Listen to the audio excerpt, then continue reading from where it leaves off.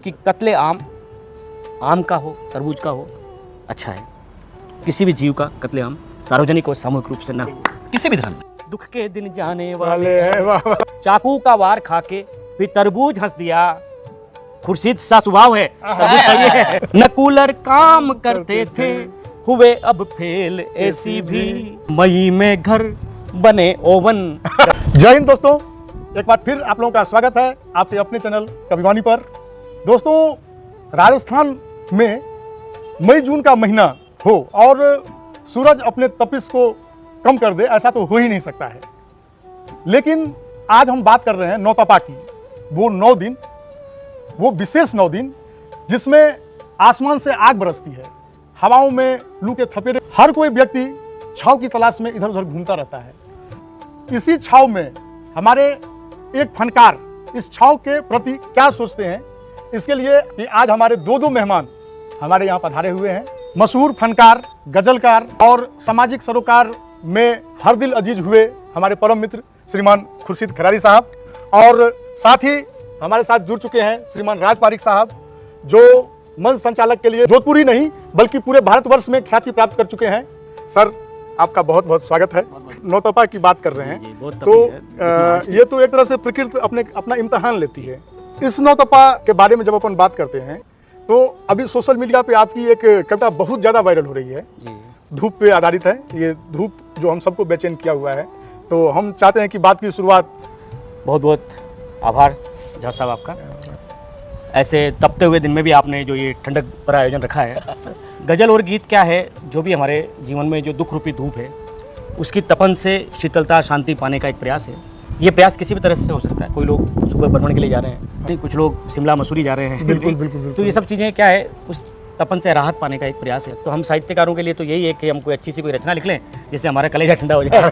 तो नौतपे की बात की है, पूरा मारवाड़ में तो के नौतपा तप ही रहा है। लेकिन मैं एक विशेष बात आपको बताना चाहूँगा कि जो नौतपा जिसका भय हम सभी कर रहे हैं कि पूरे 9 दिन तपेगा, मीडिया में सब जगह नौतपा आया हुआ है। आप कोई सा भी चैनल खोल लीजिए, आप देखेंगे कि ये 9 दिन इतना तपने वाला है, पूरी धरती सुलग रही है, ऐसा है।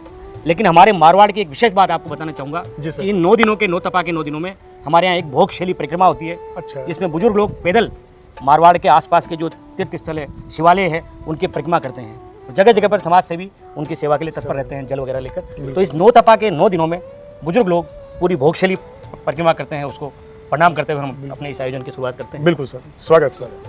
धूप को रदीप बनाकर एक गजल रखी है पारिक साहब। जाल गर्मी का बिछाया धूप ने, जाल गर्मी का बिछाया धूप ने, जान लेवा जुल्म ढाया धूप ने। बन गई पर्दा नशी थी जो जदीद, जदीद शब्द होता है आधुनिक मॉडर्न। हाँ। आपने देखा अच्छा, वो भी पर्दा लगा। बिल्कुल बिल्कुल बिल्कुल। बन गई पर्दा नशी थी जो जदीद, जब हसीना को सताया धूप ने, जब हसीना को सताया धूप ने।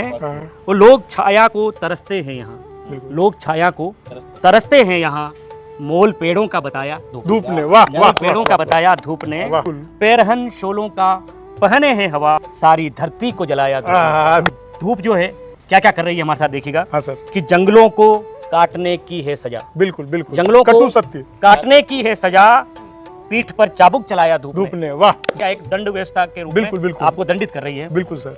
कि जंगलों को काटने की है सजा, पीठ पर चाबुक चलाया धूप ने। और बाग में घर में कहीं राहत नहीं, बाग में घर में कहीं राहत नहीं, हर तरफ तांडव मचाया धूप ने। और ये धूप की जब बात आती है तो सबसे पहले लोग मारवाड़ की बात करते हैं। आपने कहा नौतपा, बिल्कुल। तो मारवाड़ के जो शहर सबसे ज्यादा तपते हैं, हाँ। उनको एक शेर में लिया है। जोधपुर जयपुर फलोदी बाड़मेर, जोधपुर जयपुर फलोदी बाड़मेर, मरुधरा का तन तपाया धूप ने, मरुधरा का तन तपाया धूप ने।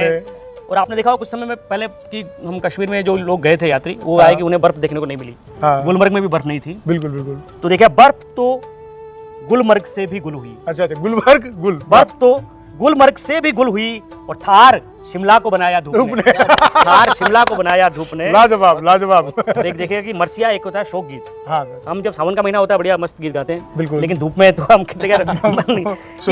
एक गजल खुर्शीद ने तड़के पढ़ी, मक्ता देखिए। एक गजल खुर्शीद ने तड़के पढ़ी और मरसिया दिन भर पढ़ाया धूप में। इसी तरह की हिंदी गजल है महावीर सिंह दिवाकर के नाम से, जो मैं गजल लिखता हूँ हिंदी। तो ये गजल देखिएगा आप कि झुलसता है धरा का तन, गगन से आग बरसी है, अच्छा झुलसता है धरा का तन, गगन से आग बरसी है, तपाती है हवा बेरंग, गगन से आग बरसी है। वाह। न कूलर काम करते थे, हुए अब फेल एसी भी। हाँ बिल्कुल।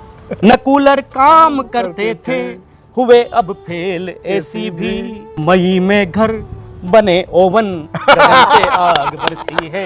वाह। कि घना बरगद नहीं कोई, जो रोके धूप का हमला। जो पेड़ों को हमने काट दिया है, हम बरगद की छांव ढूंढ रहे हैं। हाँ सर। कि घना बरगद नहीं कोई, जो रोके धूप का हमला।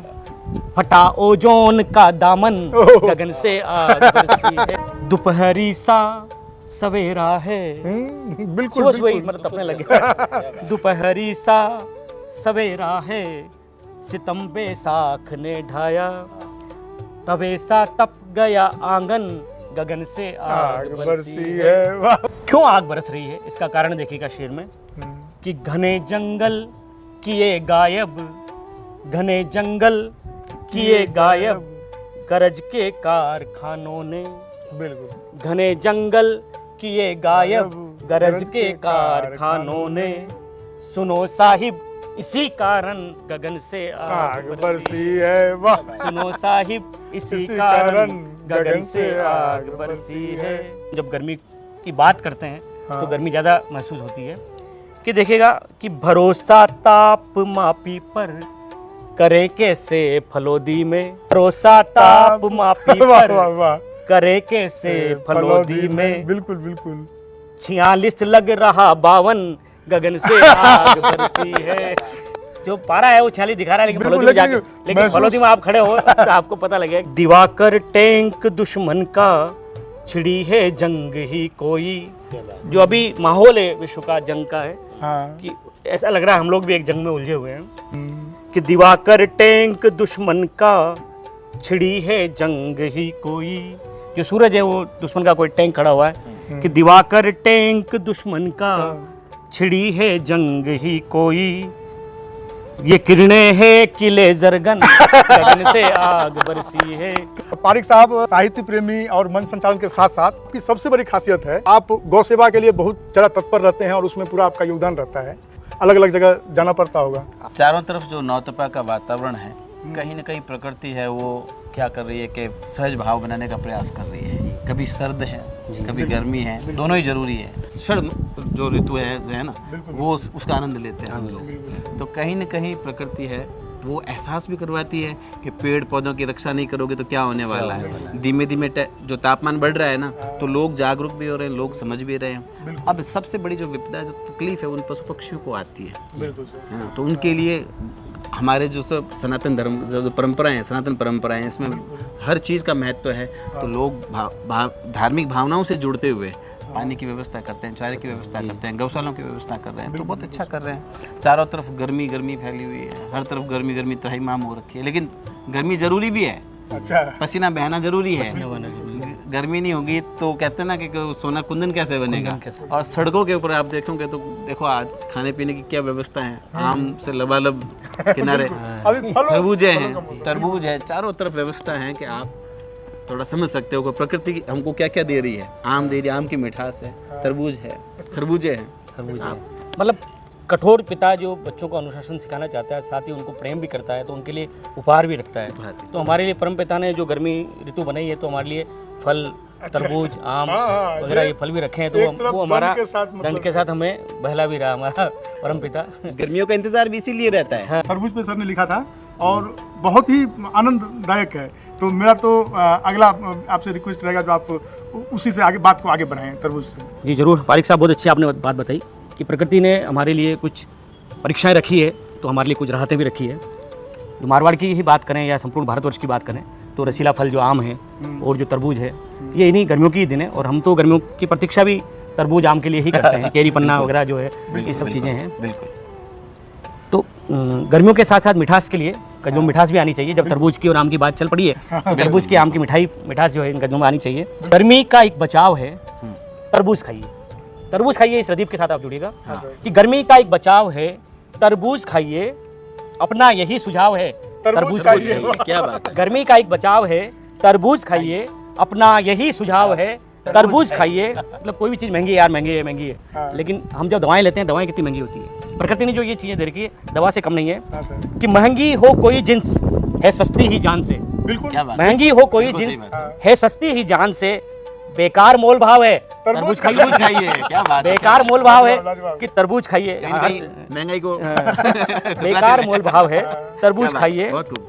अब इन दिनों कुछ लोग राहत पाने के लिए शिमला मसूरी चले जाते हैं, लेकिन हम मारवाड़ के लोग क्या करते हैं कि ठीक है हमारे पास तरबूज जैसा है तो फिर क्या जरूरत है। देखिएगा आप शेर हाँ, कि शिमला कोई गया है, मसूरी कोई गया, शिमला कोई गया है, मसूरी कोई गया, घर में ही घर पड़ाव है तरबूज तरबूज खाइए। खाइए, क्या बात है। आपका घर ही शिमला और मसूरी हो जाएगा। पारे का तापमान 46 पार है, पारे का तापमान 46 पार। 46 पार है, सूरज का तेज ताव है तरबूज खाइए, बिल्कुल, सूरज का तेज ताव है तरबूज तरबूज खाइए। खाइए। और गजल की जो बात चली कि गजल में थोड़ा रसीलापन आना चाहिए, तो एक बिम देखिएगा, शीरी बोलते हैं मीठे को, हाँ, और रसीला इश्क तो रसीला है ही कि शीरी है हुस्न सा हाँ, तरबूज, हाँ, हाँ, शीरी है हुस्न सा रसीला है इश्क सा, क्या बात है। शीरी है हुस्न सा रसीला है इश्क सा, उल्फत से घर लगाव है तरबूज खाइए। दोनों जने साथ बैठ के कहिए बहुत खूब। कि उल्फत से घर लगाव लगाव है है, तरबूज खाइए। और धरती पे आसमान से बरसी है आग ही, क्या बात है। धरती से आसमान पे बरसी बरसी है आग आग ही, ही।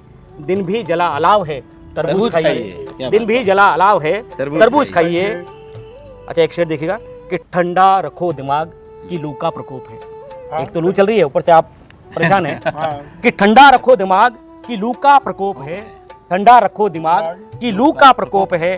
घर में अगर तनाव है तरबूज खाइए, घर में अगर तनाव है तरबूज खाइए। और एक देखिए, एक चित्र खींचिएगा आप, तरबूज को आप देखेंगे तो तरबूज बाहर से हरा, अंदर से लाल नहीं, उसके बीच जो है, और आप सब चीज देखेंगे तरबूज के तो फिर सफेद पूरा परत आ जाती है। धानी सफेद लाल, धानी सफेद लाल तिरंगे से रंग है, हाँ, क्या बात है। धानी ऐसा कभी सफेद सोचा ही नहीं सर। लाल तिरंगे से रंग है, क्या बात, बहुत खूब। हर धर्म से जुड़ाव है तरबूज खाइए, हर धर्म से जुड़ाव है तरबूज खाइए। और एक शेर है कि मक्का देखिए, चाकू का वार खा के फिर तरबूज हंस दिया। जब आप तरबूज काटते हैं तो जैसे ही चाकू से काटते हैं तो बीज हंसता हुआ चेहरा सामने क्या आता है कल्पना है। बहुत- कि बहुत- चाकू का वार खा के भी तरबूज हंस दिया, चाकू का वार खा के भी तरबूज हंस दिया। खुर्शीद सा स्वभाव है तरबूज खाइए, खुर्शीद सा बहुत स्वभाव है बहुत लाजवाब। तरबूज खाइए। क्या क्या बात। तरबूज की जब बात चल, चाकू के गिरने पे भी हंस देना, मतलब दुखों में विपत्ति के समय भी आप अपने मुस्कुराएं। आप को स्ट्रॉन्ग रहना सकते हैं। चाहिए। कि बिल्कुल, जब स्वागत तरबूज की बात चली तो आम के रसीलेपन की जी, बात जी, कर लेते हैं। स्वागत स्वागत। मई लगभग खत्म हो चुका है, अब जून आने वाला है। बिल्कुल सर। मतलब देखिए, मीठा ये माह है जून है, मीठा ये ये माह है जून है, सीजन है आम का। क्या बात है। मीठा ये माह है जून है, सीजन है आम का, आने को मानसून है, सीजन है आम का, आने को मानसून है, सीजन है आम का। और हापुस की डिमांड है साहब की मेम की। हाँ, अच्छा अच्छा, एक शब्द आएगा कारकुन, यानी चपरासी वर्ग जो सेवक वर्ग होता है। हापुस की डिमांड है साहब की मेम की, ड्यूटी पे कारकुन है, सीजन है आम का, क्या बात। ड्यूटी पे कारकुन है, सीजन है आम का। घर घर में कत्ले आम सरे आम हो रहा, क्या बात। घर घर में कत्ले आम सरेआम। सरे आम हो रहा। कैसा अजब जुनून है, सीजन है आम का, कैसा अजब जुनून है, सीजन है आम का। कत्ले आम, आम का जो कत्ल हो रहा है। इस शेर के माध्यम से मैं एक अच्छा संदेश देना चाहूंगा कि कत्ले आम, आम का हो तरबूज का हो, अच्छा है।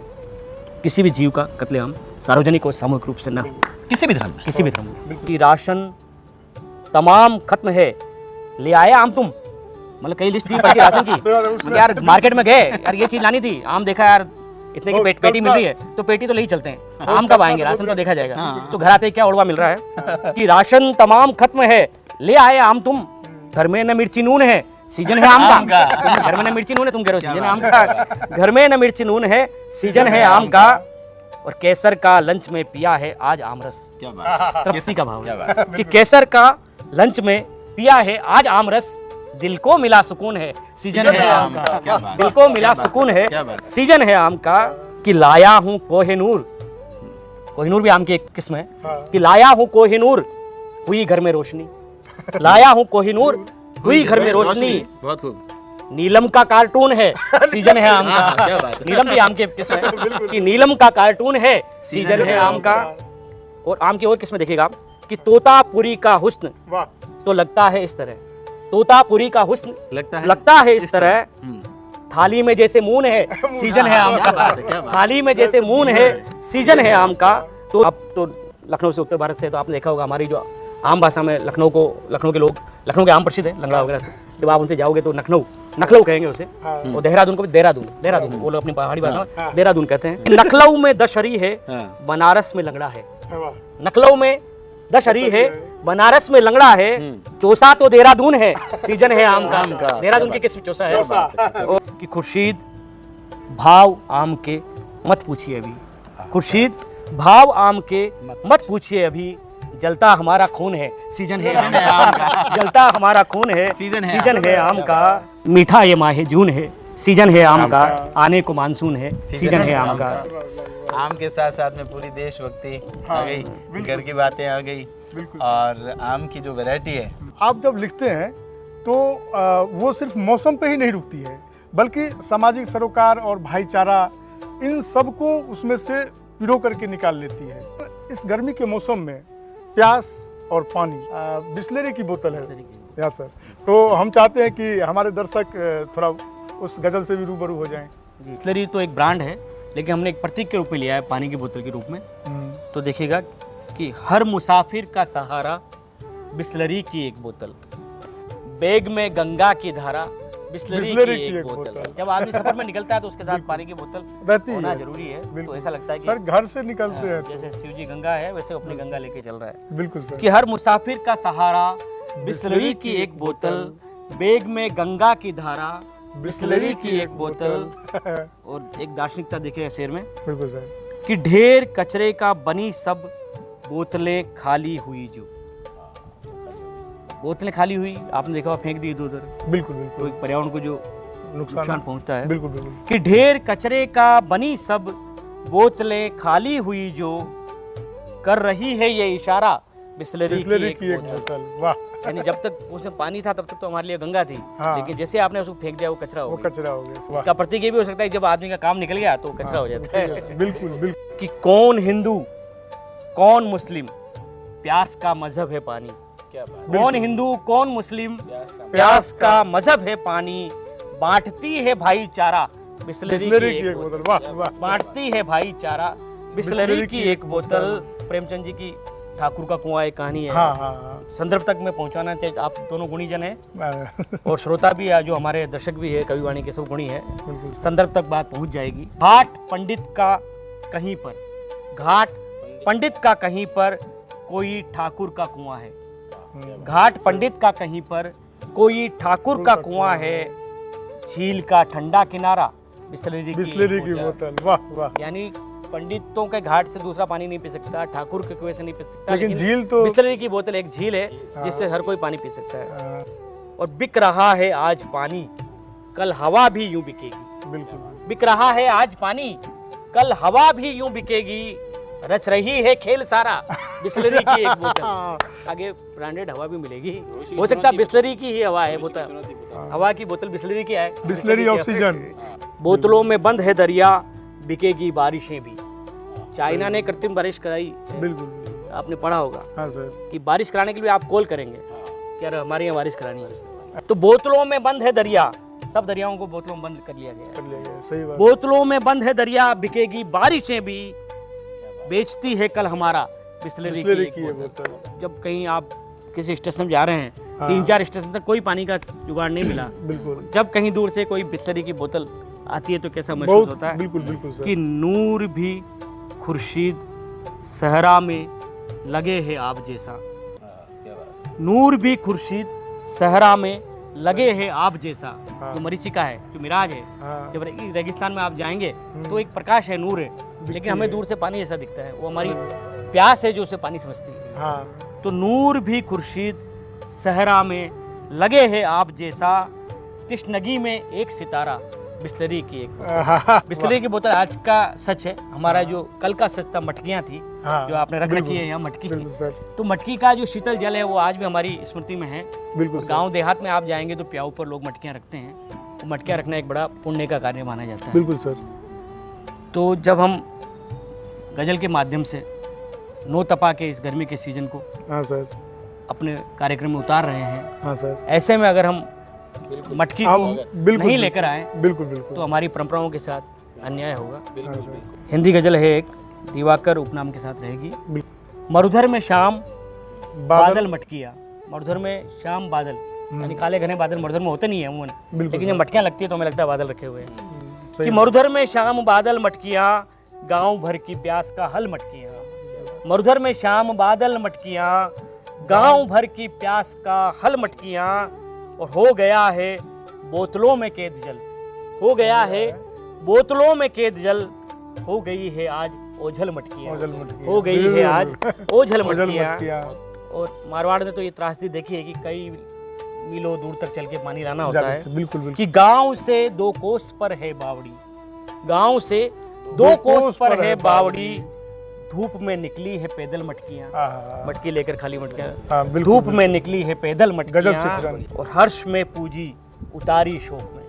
तो विवाह होता है तो मटकी पूजन होता है, बिल्कुल शोक होता है तो हमारे तो घरों भी में मटकी मटकियाँ पूजन, बिल्कुल। उतार दी जाती है मटकी। हाँ, कि हर्ष में पूजी उतारी शोक में, परु में करती है मंगल मटकियाँ। और झील दरिया बावड़ी तालाब गुम, झील दरिया बावड़ी तालाब गुम, ढूंढती है नीर पागल मटकियाँ, ढूंढती है नीर पागल मटकियाँ। और एक दार्शनिकता देखिएगा कबीरदास जी वाली, हाँ सर। कि देह माटी गेह माटी नेह माटी। माटी। ये जो बंगला है, ये हमारी जो धन दौलत से मोह प्रीत संसार, जो ये आवासीय दुनिया है, बिल्कुल सर। ये हमारी देह की तरह माटी है। हम्म, मटकी भी माटी से बनी है। बिल्कुल सर। जब तक वो अपने आकार में है तब तक मटकी है, उसके बाद वो टूटी हुई ठीकरी है। तो बिल्कुल मनुष्य जीवन भी क्षण भंगुर है। हाँ। जब तक हम अपने जीवन को कोई शेप, कोई आकार, आकृति देते हैं, हम्म, तब तक वो एक मटकी की तरह है, नहीं तो फिर वो एक मिट्टी है। मिट्टी। देह माटी गेह गेह माटी माटी, नेह ये क्यों, क्यों, वाह। ठीकरी का ढेर था कल मटकियाँ, ठीकरी का ढेर था कल कल मटकियाँ। मटकियाँ, वाह। क्या ढेर पड़ा है वो कल मटकियाँ था। बिल्कुल बिल्कुल। ये मटकी ठाकुर के परिंदे पर रख के यूँ नहीं कहेगी मैं ठकुराइन हो गई हूँ। हम्म, बामन के यहाँ जाके वो नहीं कहेगी मैं वो हो गई हूँ। अब उसे आप गांव के किसी भी कोने में रख दीजिए, मटकी सबके लिए प्यास बुझाने का। काम करती है, बिल्कुल कि बिल्कुल। ठाकुरों की, बामनों की, गांव की ठोर हो कोई है निश्चल मटकियाँ। और गर्मियों में रूह को देती सुकून, गर्मियों में रूह को देती सुकून, माँ के आंचल सी है शीतल मटकियाँ, माँ के आंचल सी है शीतल मटकियाँ। और एक शेर देखिएगा कि तुम दिवाकर चाक हो कुम्हार के, अच्छा, तुम दिवाकर चाक हो कुम्हार के, और रात दिन है गोर श्यामल मटकियाँ। ऊपर सबको गढ़ रहा है चाक पर, बिल्कुल। तो वो रात और दिन रूपी उसने 2 मटकियाँ गढ़ी हुई है, एक गोरी और श्यामल एक और काली। बिल्कुल। तो तुम दिवाकर चाक हो कुम्हार के, रात दिन है गोर श्यामल मटकियाँ। मटकियाँ, यानी वाह। सूरज एक चाक है, उस पर वो रात दिन रूपी मटकियाँ रोज निकाल रहा है। निकाल रहा है। जो महीना अभी बात हुई है, मई जून की बात हुई है, ये तो इंग्लिश कैलेंडर हुआ, और जो अपने हिंदी पंचांग के अनुसार बोलते हैं जेठ, जेठ और तपरा। ऐसे बोलते भी हैं जेठ का महीना, हाँ, जेठ तपरा, सबसे जेठ बड़ा महीना तपरा है, है, जेठ है। बिल्कुल। तो कुछ जेठ के हिसाब से भी कोई रचना। एक गजल जो है, जो जेठ का महीना चल रहा है, जेठ के दिन बड़े दिन होते हैं, सबसे बड़े दिन, हाँ, उन्हीं को आधार बनाकर रखी है गजल। देखिएगा कि जेठ का जो महीना है हमारे यहाँ, ज्येष्ठ यानी जेठ, ज्येष्ठ, बड़ा। यानी सबसे बड़ा जो महीना है। हाँ, काटे नहीं कटते बड़े दिन जेठ के, लंबे पसर कर फिर बड़े दिन जेठ बड़े दिन जेठ के। के। काटे नहीं कटते बड़े दिन जेठ के, लंबे पसर कर फिर बड़े दिन जेठ के। और देखिएगा कि तपकर हुई कुंदन सुनहरी धूप भी, सुनहरी धूप अच्छी लगती है कि आजकल तो तपी हुई तप है, गई है, बिल्कुल। कि तपकर हुई कुंदन सुनहरी धूप भी, बनकर नगीना लो जड़े दिन जेठ के, बनकर नगीना लो जड़े जड़े दिन दिन जेठ के। यानी जेठ के दिन नगीने की तरह हमारे इस वर्ष के महीने में जड़े हुए हैं। हाँ सर, और सुलगी दोपहरी से झुलसती शाम तक, सुलगी दोपहरी से हाँ, बिल्कुल। झुलसती शाम तक, ऊंची पहाड़ी से खड़े दिन जेठ खड़े दिन। के। कि पंखे थके कूलर थके एसी थका, पंखे थके कूलर थके एसी थका, हैं बेअसर चिकने घड़े दिन जेठ के, हैं बेअसर चिकने घड़े दिन जेठ के। थे सर्दियों के दिन तो नाजुक नर्मतर, थे सर्दियों के दिन तो नाजुक नर्मतर, है सख्त रूह कितने कड़े दिन कड़े दिन जेठ जेठ के। के। और देखिएगा कि उगते फटाफट है मगर ढलते नहीं, हाँ, उगते फटाफट है मगर ढलते नहीं, हो रात कम जिद पर अड़े दिन अरे जेठ दिन के, जेठ के। हो रात कम जिद पर अड़े दिन जेठ के। और लू के थपेड़े यूं लगे चाबुक चला, लू के थपेड़े यूं लगे चाबुक चला, तन पर कटारी से गड़े दिन जेठ के, तन पर कटारी से गड़े दिन जेठ के।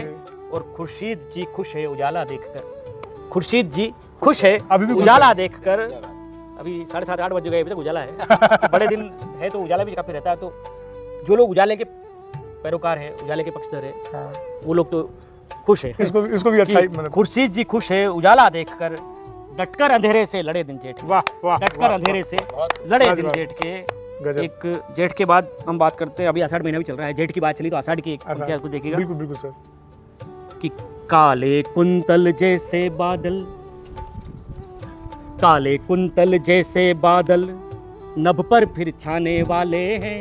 हाँ। एक आशा की गजल। आशा। जब हम जेठ की हमने तपन झेल ली है, हाँ। तो हम आशा भी रखेंगे, जिन्होंने जेठ की तपन झेली है वही सावन की आशा रखते हैं। बिल्कुल बिल्कुल सर। तो देखिएगा, काले कुंतल जैसे बादल नभ पर फिर छाने वाले हैं। वाह आ जाओ प्रिय मदमाते दिन आषाढ़ी आने वाले वाले हैं। वाह वाह वाह आ जाओ प्रिय मदमाते दिन आषाढ़ी आने वाले हैं। वाह। कि अमराई में मीठी गजलें गाकर मौन हुई है कोयल, अमराई में मीठी गजलें गाकर मौन हुई है कोयल। बागों में अब मोर पपी है गीत मधुर गाने वाले हैं। वाह वाह वाह बागों में अब मोर पपी है गीत मधुर गाने वाले हैं।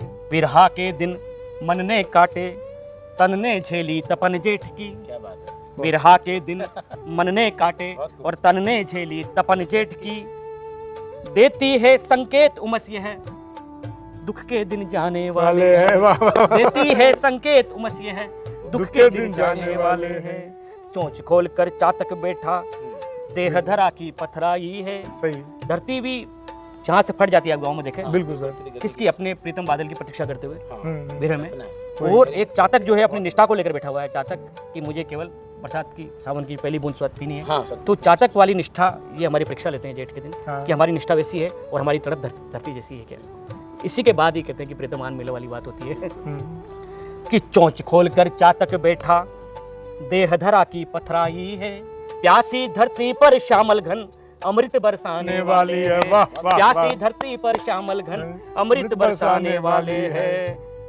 काले कुंतल जैसे बादल नभ पर फिर छाने वाले हैं। आ जाओ प्रिय मदमाते दिन आषाढ़ी आने वाले हैं। वाह एक शेर के साथ समाप्ति करूंगा कि काट कर पेड़ थक गया होगा, काट कर पेड़ थक गया होगा, अब वो साये को ढूंढता होगा। काट कर पेड़ थक गया होगा, अब वो साये को ढूंढता होगा। और तेरे गजरे के फूल बुनने को, तेरे गजरे के फूल बुनने को दिल अमलतास बन गया होगा। आहा। अमलतास के पेड़ में इन दिनों पीले फूल आते हैं। बिल्कुल बिल्कुल तो एक बिंब लिया है हाँ। कि आज भी घोंसले हैं छज्जों पर, आज भी घोंसले हैं छज्जों पर। पेड़ थे जब नगर बसा होगा, ओहो, पेड़ पहले थे पेड़ जब, थे। यानी वो पक्षी आज भी आके उन बंगलों पे भी घोंसले बना देते हैं कि आज भी घोंसले हैं छज्जों पर।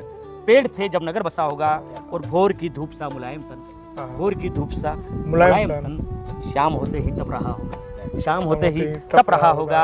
और एक मक्का देखेगा कि जून में जोधपुर की सड़कों पर, जून में जोधपुर की सड़कों पर तेरा खुर्शीद सरफिरा होगा, तेरा खुर्शीद सरफिरा होगा। होगा। काट कर पेड़ थक गया गया होगा। होगा, अब वो साये को ढूंढता होगा। वाह लाजवाब, आपका बहुत बहुत धन्यवाद। और पारिक साहब, जो आप मैं तो विशेष रूप से आभारी हूँ हमारे गज़लकार, शायर और लेखक, साहित्यकार, समाजसेवी महावीर जी का, जो मुझे आज इस कार्यक्रम का हिस्सा बनने के लिए आमंत्रित किया। और चैनल पे जो कविवाणी के हमारे जो संयोजक हैं झा साहब, इन्होंने भी बहुत अच्छे से स्वागत किया और ये अवसर दिया मुझे कि बहुत ही शानदार सी गज़लें, क्योंकि गज़लें और शायरी लगभग प्रेमी प्रेमिकाओं के लिए ही सुनी जाती है, मेरा अभी तक ये मानना था। लेकिन महावीर जी की जो भी सब जो भी अभी तक की जो रचनाएं मैंने सुनी, जिसमें आम भी आ रहा है, जिसमें तरबूज भी आ रहा है, जिसमें गांव की मटकी आ रही है, बिस्लरी भी आ रही है, और हर विषय को छूते हुए, घर पारिवारिक परिस्थितियों को छूते हुए, हर रिश्ते को छूते हुए इन्होंने जिस खूबसूरती के साथ में प्रकृति के साथ जो समा बांधने का प्रयास किया और गज़ल का जो मूल तत्व है, शायरी का जो मूल तत्व है, उसको भी पकड़े हुए रखा, ये बहुत बेहतरीन खूबी है। हमारे जैसे लोग, जो लोग श्रोता बन रहे हैं नए नए, हम तो अभी श्रोता बनने की पहली सीढ़ी में हैं झा साहब, तो हम वो बनने का प्रयास कर रहे हैं कि इनके साथ में कहीं रहें तो दो शब्द हम ढंग से सुन पाएँ, समझ पाएँ। तो ये समझ विकसित करने के लिए हम इनके वो साथ में हैं। तो कविवाणी के जितने भी दर्शक हैं उन सभी का मैं आज झा साहब समाप्त नहीं कर रहे, मैं कर रहा हूँ, तो आप सबका आभार व्यक्त करता हूँ और उम्मीद है कि आप लाइक करेंगे, सब्सक्राइब करेंगे और शेयर करेंगे, और साथ में ही इस प्रकार की गतिविधियों के लिए अपने सुझाव भी हमें कमेंट बॉक्स में ज़रूर लिखेंगे। तो मैं एंकर राज पारिक आज कविवाणी के जो संयोजक है झा साहब के साथ, और शायर आज के हमारे शाम को गुलजार करने के लिए महावीर प्रसाद जी जो हमारे साथ थे, उन सभी का आभार व्यक्त करता हूँ और आपसे लेता हूँ अलविदा। बहुत बहुत धन्यवाद।